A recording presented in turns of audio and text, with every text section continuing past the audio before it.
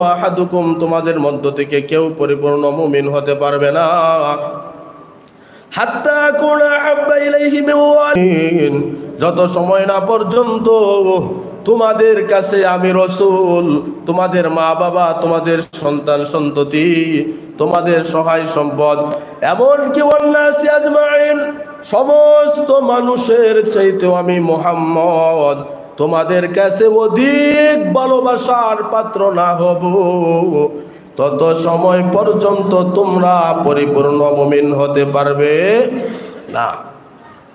তে পরিপূর্ণ মুমিন হওয়ার জন্য একটা মাপকাঠি আমি আপনাদের সামনে আলোচনা করি, শুনেন।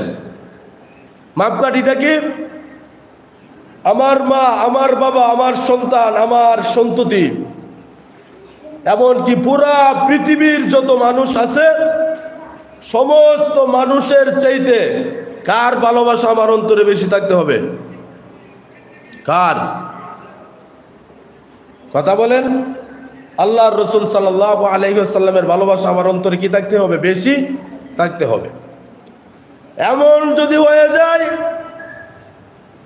একদিকে আমার বাবা আর একদিকে আমার নবীজি,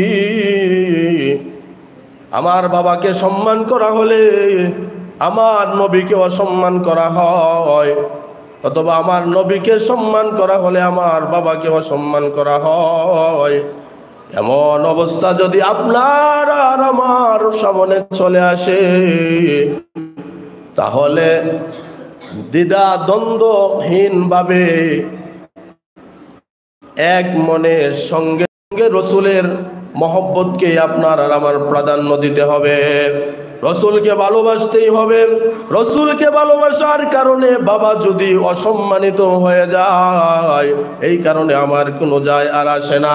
কিন্তু আমার বাবাকে সম্মান করার কারণে, আমার বাবার কোনো কথা অমান্য করার কারণে যদি আমার নবীজির অসম্মানী হয়ে যায়, তাহলে শুনিয়া রাখুন, দুনিয়াতে আপনার বাবা আপনার উপর সন্তুষ্ট হইতে পারে, কিন্তু আমার নবী অসন্তুষ্ট হয়ে যাওয়ার কারণে আপনার ঈমান চলে যাবে। এই কারণে সাহাবায়ে কেরামের মধ্যে সব কিছুর চাইতে বেশি মহব্বত আর ভালোবাসা ছিল নবীজির। উহুদ যুদ্ধের সময় একজন মহিলা যার নাম ফাতেমা উহুদের দিকে দৌড়াইতেছেন। সাহাবায়ে কেরাম জিজ্ঞাসা করেন, ও মহিলা কোথায় যাও? উহুদের ময়দানে যায়। গিয়ে লাভ নাই, তোমার বাবা যে উহুদের ময়দানে ছিলেন তিনি শাহাদাত বরণ করেছেন, গিয়ে লাভ নাই। মহিলা থামে না, আবার দৌড়ায়। আবার পিছন থেকে সাহাবায়ে কেরাম বলেন, ও মহিলা কোথায় যাও? উহুদের ময়দানে যায়, গিয়ে লাভ নাই, তোমার ভাই যে যুদ্ধের ময়দানে এসেছিল সেও শাহাদাত বরণ করেছে। মহিলা দাঁড়ায় না, সামনের দিকে ছুটে। পিছন থেকে সাহাবায়ে কেরাম বলেন, ও মহিলা কোথায় যাও?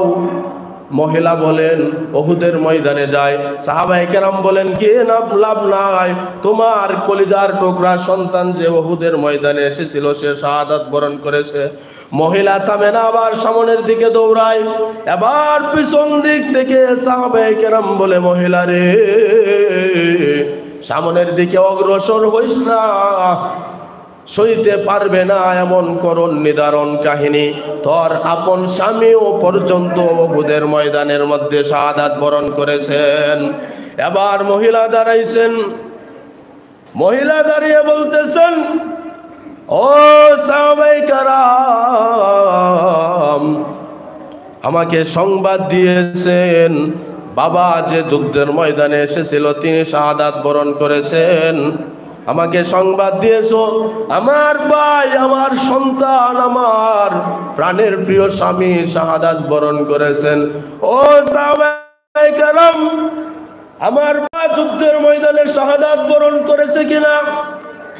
আমার ভাই, আমার সন্তান, আমার স্বামীর কি হয়েছে কি হয়েছে না এমন সংবাদ শুনতে চাই না। মেহেরবানি করে সংবাদ দাও উহুদের ময়দানে মায়ার নবীজি জিন্দা আছেনি। সুবহানাল্লাহ বলেন। আমার নবীজি যদি জিন্দা থাকেন তাহলে আমার স্বামী, আমার ভাই, আমার সন্তান, আমার পিতার মৃত্যুতে আমার কোনো কষ্ট নাই, কারণ সব কিছু চলে যাইতে পারে, কিন্তু আমার নবীজির কিছু হোক সেটা আমি সইতে পারবো না। এক সাহাবী অসুস্থ হওয়ার পর আল্লাহ রসুল সাল্লাল্লাহু আলাইহি ওয়াসাল্লাম তাকে দেখতে গেছেন।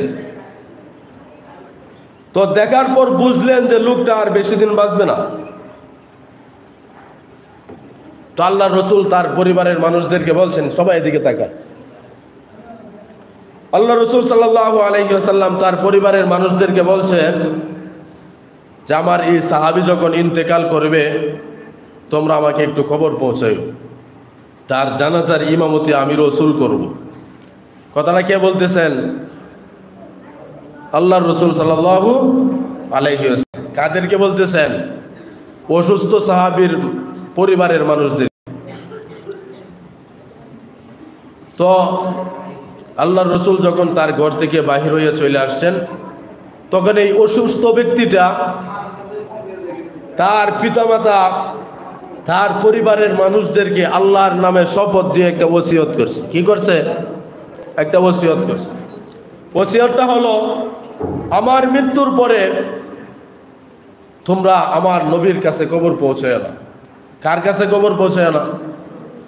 নবীজি যদি কারো জানাজার নামাজ পড়ে, এর দ্বারা এই মাইয়িতের লাভ হবে না লস হবে? লাভ হবে। কেমন লাভ হবে? আল্লাহ রাসূল সাল্লাল্লাহু আলাইহি ওয়াসাল্লাম যদি তার মাগফিরাতের দোয়া করে, তার কোনো গুনাহ থাকবে? গুনাহ থাকবে না। কিন্তু এরপরেও সাহাবী তার পরিবারের মানুষদেরকে বলছেন কি, যে আল্লাহর কসম কে আমি তোমাদেরকে একটা ওসিয়ত করে যাই, তোমরা আমার মৃত্যুর পরে আমার মৃত্যুর খবর আমার রসুলের কাছে পৌঁছায় না। তো সে মারা গেছে, যাওয়ার পর তার পরিবারের মানুষেরা তার দাফন কাফনের ব্যবস্থা করছে। তো যেহেতু লোকটা বলছেন যে আমার মৃত্যুর পর আমাকে দাফন কাফন করার পূর্বে আল্লাহ রসুলকে জানায় না, কিন্তু সে যখন তার দাফন কাফন হয়ে গেছে, তাকে মাটির ভিতর রাখা হয়ে গেছে, তাকে খবর দিয়ে দেওয়া হয়েছে, তখন আল্লাহ রসুলের কাছে বললে কি ওসিয়ত ভঙ্গ করা হবে? ভঙ্গ করা হবে না। তখন তারা গেছে, গিয়া বলতেছে, ইয়া রাসূলুল্লাহ, আপনার প্রিয় সাহাবী তো ইন্তেকাল করছে।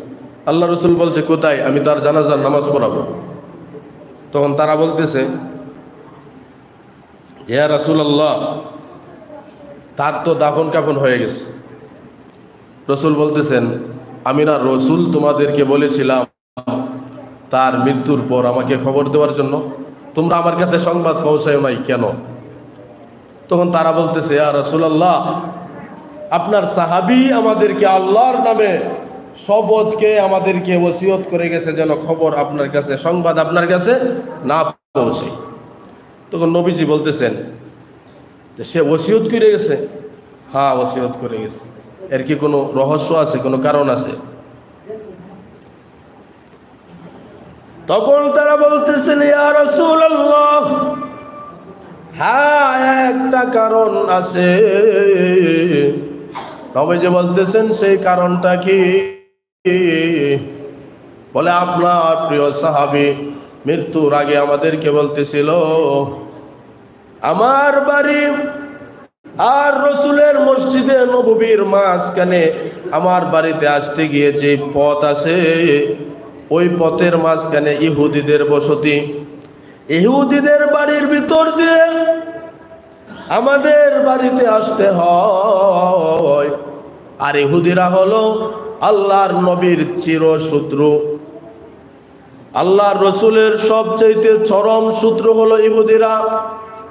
আমি সাহাবীর জানাজা আদায় করার জন্য যদি আমার নবীজি আমার বাড়িতে পথে রওনা দেয়, আর মাঝ পথে যখন ইহুদির বাড়ি ক্রস করবে, না জানি ওই সময় যদি কোনো ইহুদি যদি আল্লাহর রসুলের গায়ে একটা পাথরের টুকাও মারে, সেটাও আমি বরদাস্ত করতে পারবো না।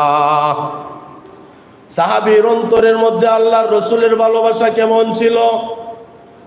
যে নবীজি সাহাবীর জানাজা আদায় করলে তার জান্নাত ওয়াজিব হওয়ার মতো অবস্থা, এমন একটা সুবর্ণ সুযোগও পর্যন্ত সে নেই নাই। কেন নেই নাই? বলে আমার জানাজা পড়ার জন্য আমার নবী আসতে গিয়ে মাঝপথে যদি ইহুদি দ্বারা আক্রান্ত হয়, আমার অন্তরের মধ্যে রসুলের যেই ভালোবাসা বিরাজমান, ওই ভালোবাসার দাবিতে আমি কখনো সেটা সইতে পারবো না। এটাই হলো যে সব কিছুর চাইতে কাকে বেশি ভালোবাসা? আল্লাহ রসুল সাল্লাল্লাহু আলাইহি ওয়াসাল্লামকে। আমাদের নবীজির ভালোবাসা আমাদের অন্তরে কতটুকু থাকতে হবে? পরিপূর্ণরূপে। এখন আবার কেউ বলতে পারেন যে হুজুর, আমরা তো নবীজির দেখি নাই, নবীজির কথাও শুনি নাই, কিন্তু আমার বাবার আমি দেখছি, বাবার কথা আমি শুনি,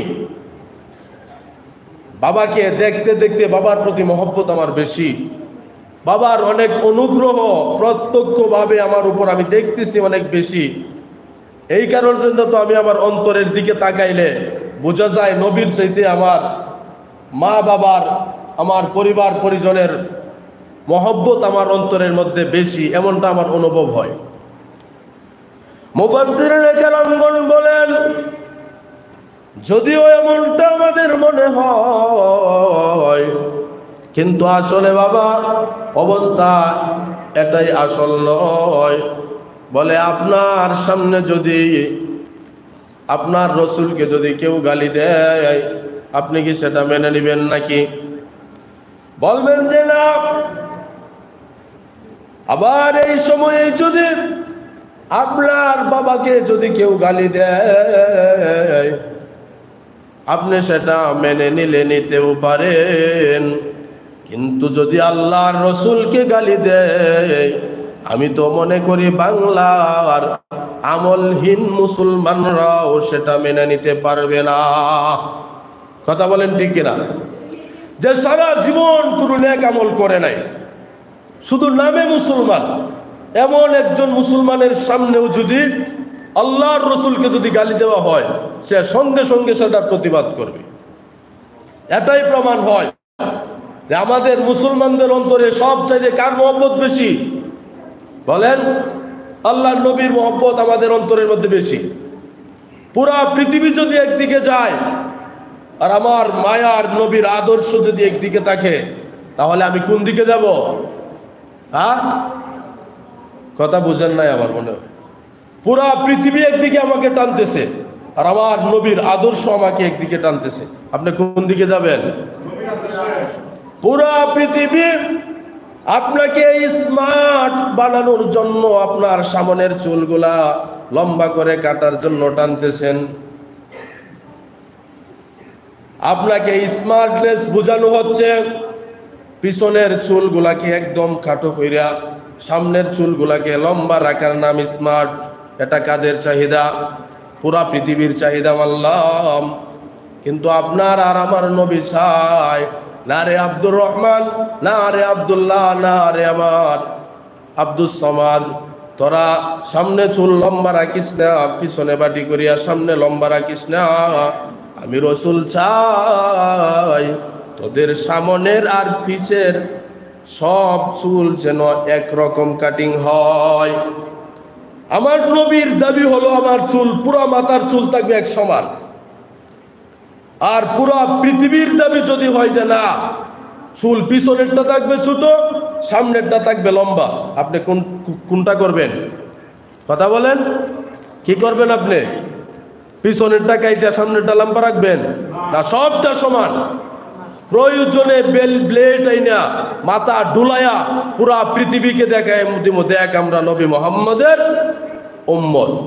তোরা যতই টাল বাহানা, যতই জাকজমক আর চাকচিক্য আমাদের সামনে তুইলা ধরস না কেন, আমরা তোদের এই পাতা পা দেব না।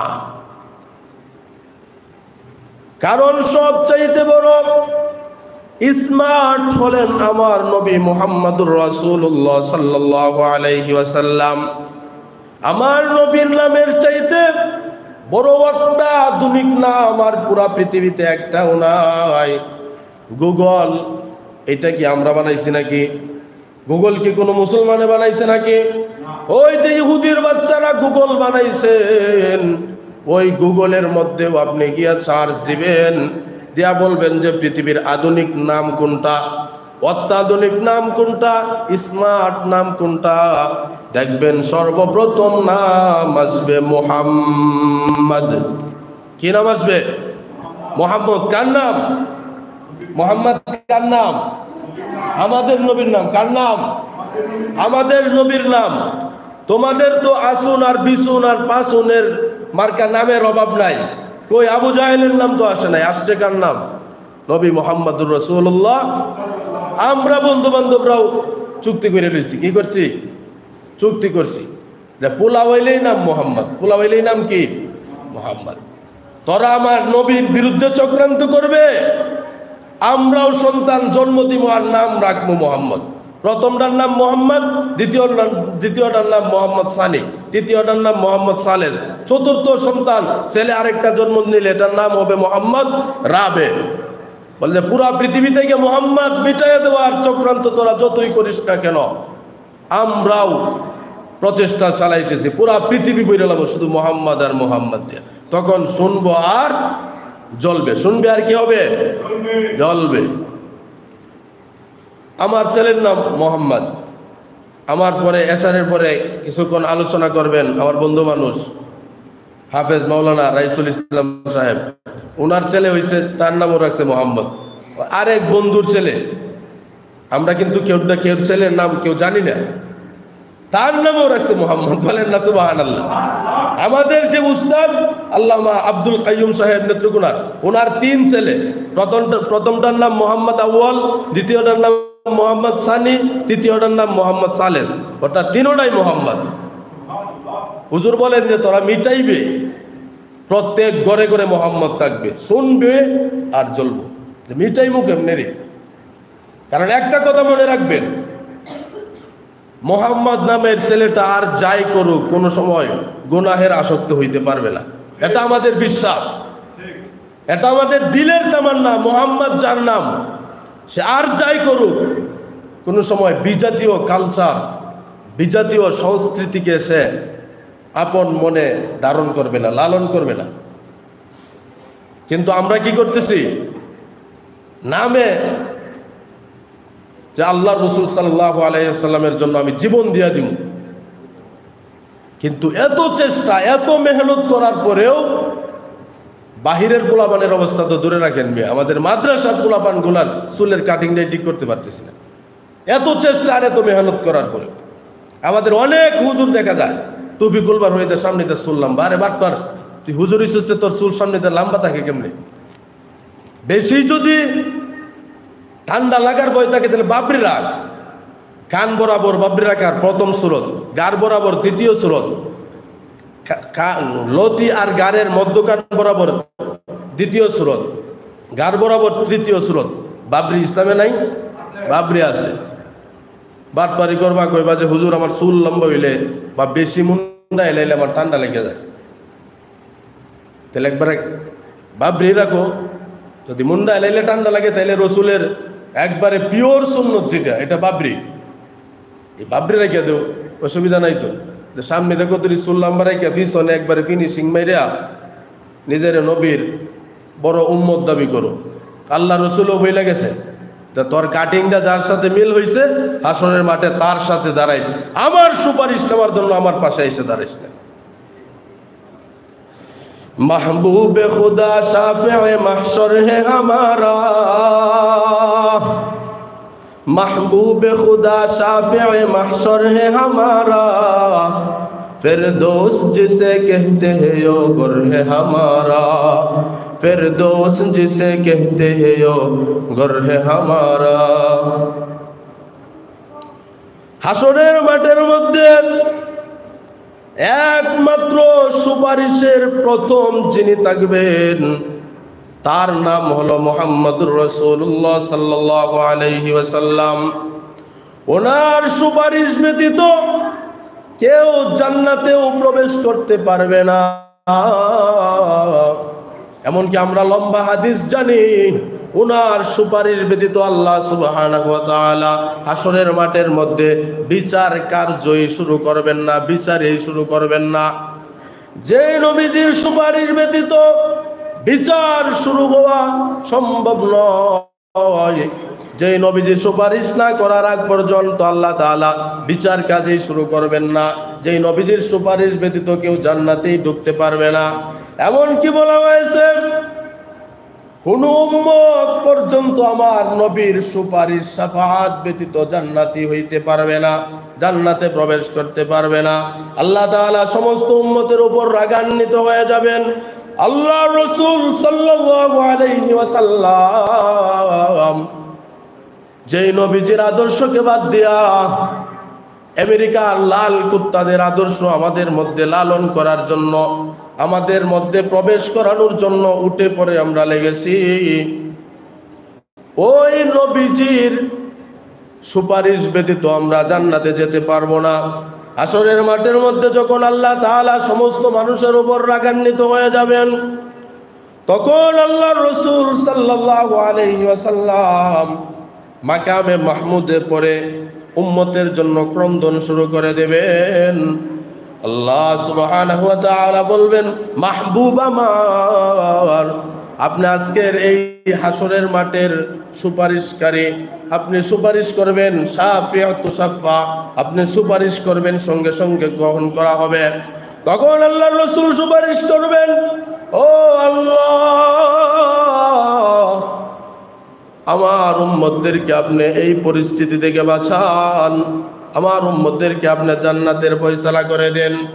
তখন আল্লাহ বলবেন, যান, আপনার উম্মতদেরকে সুপারিশ কইরা আপনি জান্নাতে নিয়ে চলে যান। তখন যারা আমার নবীর আদর্শকে লালন করেছে, আমার নবীর আদর্শকে যারা জীবনের মধ্যে প্রয়োগ করেছে,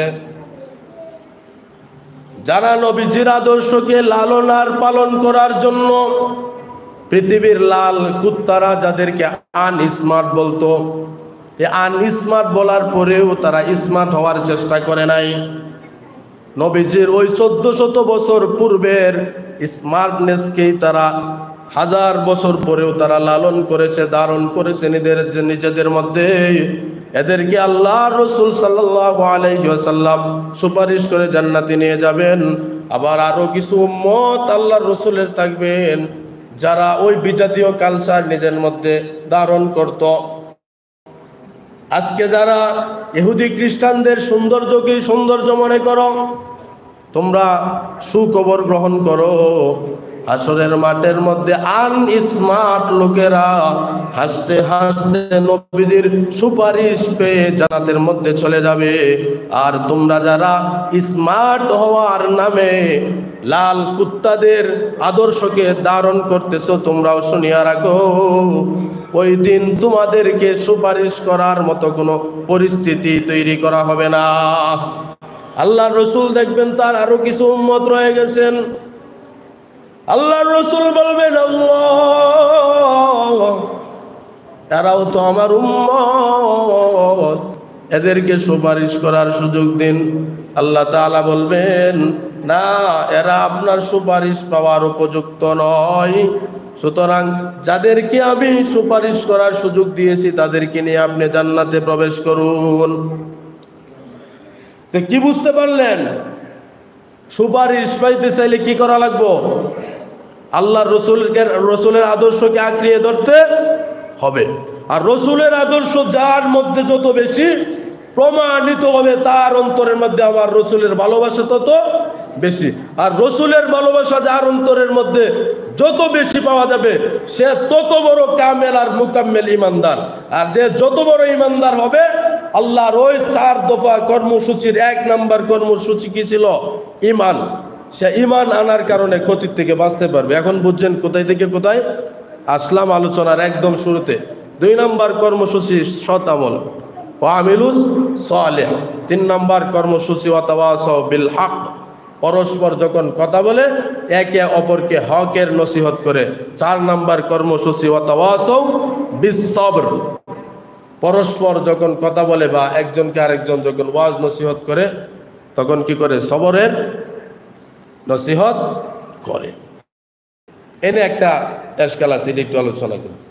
আল্লাহ তাআলা তো এভাবেও বলতে পারতেন ওয়াতাওয়াসাউ বিস-সবরি ওয়াতাওয়াসাউ বিল হক। এটা না বলে আল্লাহ তাআলা ওয়াতাওয়াসাউ বিল হক এরপরেই তো ওয়াতাওয়াসাউ বিস-সবর নাকি? এইভাবে কেন বললেন? মুফাসসিরিনে কেরামগণ বলেন, যখন তোমার মুখ দ্বারা হক উচ্চারণ হওয়া শুরু হবে, কি হবে? যখন তুমি পৃথিবীর মধ্যে উঁচু আওয়াজে বলিষ্ঠ কণ্ঠে হক কথাগুলা বলতে শুরু করবে, তখনই দেখবা তোমার শত্রুর অভাব থাকবে না। যে মানুষগুলা ছিল তোমার বড় আপন, ওই মানুষগুলাও হক কথা বলার কারণে তোমার শত্রুতে রূপান্তরিত হয়ে যাবে। যেই নবীকে পুরা পৃথিবীর পুরা মক্কার মানুষেরা আল্লাহ আমিন উপাধি দিয়েছিল মহাসত্যবাদী, ওই মানুষগুলার সামনে যখন আল্লাহ রসুল হক কথা উচ্চারণ শুরু করে দিলেন, হকের ওয়াজ শুরু করে দিলেন, লা ইলাহা ইল্লাল্লাহ, আল্লাহ ছাড়া আর কোনো মাবুদ নাই, তোমরা যেই দেব দেবতাগুলার ইবাদত করো এইগুলা ইবাদতের উপযুক্ত নয়, কেবলমাত্র ইবাদতের উপযুক্ত আমার আল্লাহ। এই জাতীয় হক কথা যখন বলতে শুরু করলেন, তখন ওনার গড়ের যে আপন চাচা ছিল আবুল আহাব, যে আবুল আহাব আমার নবীজির জন্মের সংবাদ শোনার সাথে সাথে যেই দাসীর জন্মের সংবাদ দিছিল ওই দাসীকে আজাদ করে দিয়েছে। আজাদ করে দেওয়া কি মিয়া মামুলি বিষয় নাকি? ওই দাসীটাকে আজাদ করে দিয়েছে। এমন মহব্বতের চাচাও পর্যন্ত নবীজির বিরুদ্ধে চলে গেছে। নবীজি বলতেছেন, তোমার ধ্বংস হোক, তুমি কি এই কারণেই কি আমাদেরকে এখানে এসে একত্রিত করছো নাকি? বলে যে ইতিহাস সাক্ষী আছে, আপন চাচা, যেই চাচা নবীজির বড় হিতাকাঙ্ক্ষী ছিল আবুল আহাব, ওই আবুল আহাবও পর্যন্ত আমার নবী যখন হক কথা উচ্চারণ শুরু করে দিলেন, সঙ্গে সঙ্গে তার বিরোধিতাও শুরু করে দিলেন। আপনি যদি বলেন যে হুজুর আপনারা তেরা মানুষ, গাঁওরা, এক বিয়ামি, এই কারণে আপনাদের শত্রু বেশি, আচ্ছা আমি আপনাকে জিজ্ঞাসা করি, আপনার নবী কয় নাম্বার তেরা ছিল? আস্তাগফিরুল্লাহ। আমার নবী কি তেরা ছিল? গাঁওরা ছিল? এক বিয়ামি স্বভাব নবীর মধ্যে ছিল?